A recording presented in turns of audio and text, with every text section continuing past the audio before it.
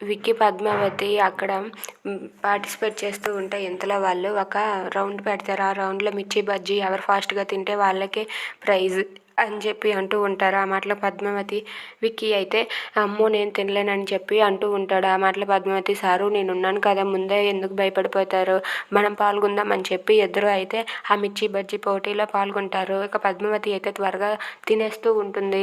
పద్మావతి తొందరగా తినేస్తూ ఉంటే విక్కీ మాత్రం తినలేకపోయి దగ్గు వచ్చేసి ఊపిరి అందకపోయి అలా ఉండిపోతాడు. ఊపిరి అందక విక్కీ అయితే సతమతం అవుతూ ఉంటాడు. అంటూ అలా సతమతం అవుతూ ఉంటే పద్మావతి అయితే, సారు మీకేమైంది సారు, ఏమైంది అని చెప్పి అక్కడ మిర్చి బజ్జీని వదిలేసి విక్కీ దగ్గరకు వచ్చి, సారు మీకేం కాదు నేను ఉన్నానని చెప్పి అంటూ ఉంటుంది. ఇక విక్కీ అయితే ఊపిరి అందక అలా సతమతం అవుతూ ఉంటే విక్కీ నోట్లో పద్మావతి నోటి ద్వారా ఊపిరి అందించి విక్కీనైతే శ్వాస అందేలా చేస్తుంది. Thanks for watching friends. Please subscribe our channel. Thank you.